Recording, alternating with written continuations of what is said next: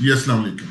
आज की इस वीडियो में हम उन स्टूडेंट्स को डिस्कस करेंगे जिन्होंने पाकिस्तान से एसोसिएट डिग्री प्रोग्राम किया हुआ है। Associate degree is a 14 years programme. After 12 years of education intermediate के बाद ये 2 साल की होती है। और ये अगर हम थोड़ा सा पीछे जाएं तो ये पाकिस्तान में पहले 14 साल का बैचलर होता था। ये बेसिकली उसी का एक मॉडल है।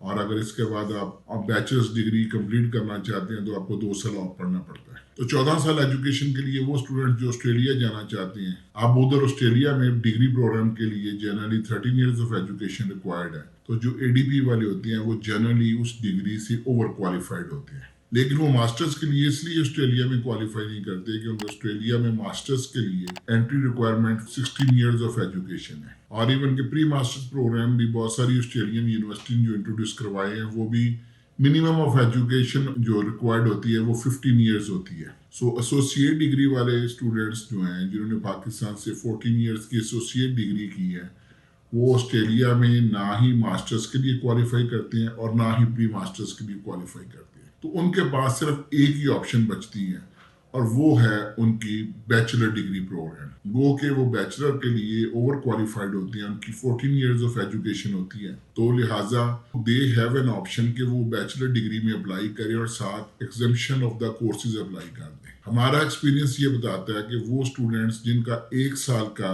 एजुकेशन ज्यादा हो, जिस तरह एसोसिएट डिग्री वाले स्टूडेंट्स की होती है कि उनकी 12+2 होती है और जब ऑस्ट्रेलिया में वो डिग्री में अप्लाई करते हैं तो अगर एग्जाम्पशन अप्लाई करें तो उन्हें कोई चंद सब्जेक्ट्स की एग्जाम्पशन मिल सकती है तो वो उसको अवेल कर सकती है। लेकिन एग्जाम्पशन का प्रोसेस थोड़ा सा लेंथी होता है। उस तरह लेंथी में वो आपको अपने कोर्स जो आपने पढ़े हैं उनका पूरा कोर्स स्ट्रक्चर देना पड़ता है, आपका सिलेबस देना पड़ता है उन कोर्सेज का। 2 साल की डिग्री जो आपने पढ़ा होगा उसका पूरा सिलेबस, कोर्स मॉड्यूल्स देंगे, कोर्स स्ट्रक्चर देंगे, तब ऑस्ट्रेलियन यूनिवर्सिटी आपके उस सारे एडीबी को असेस करके आपकी कुछ एग्जाम्पशंस का डिसीजन करेंगे। तो हमारे पास इस चीज को सामने रखते हुए हमारे पास एक ही ऑप्शन है एडीबी स्टूडेंट्स के लिए फॉर स्टडी इन ऑस्ट्रेलिया कि वो बैचलर डिग्री में अप्लाई करें और साथ एग्जाम्पशंस अप्लाई करें। और एग्जाम्पशंस अप्लाई करने के लिए they must have the course structure, course content, course modules and the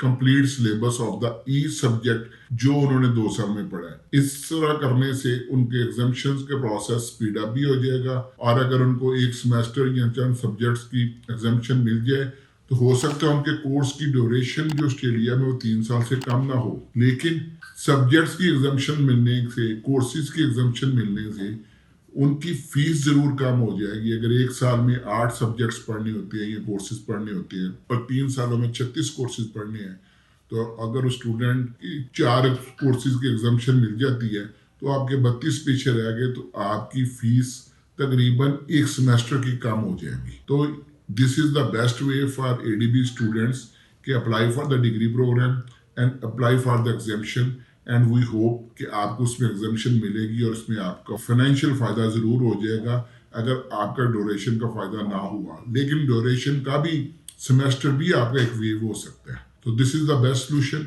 और हमें चूंकि ये आप इसके ऊपर एडीबी वाले स्टूडेंट्स इस तरह ही अप्लाई करें। If you need our help you can contact us through phone, through email or the number mentioned on the ad. Thank you very much for your time.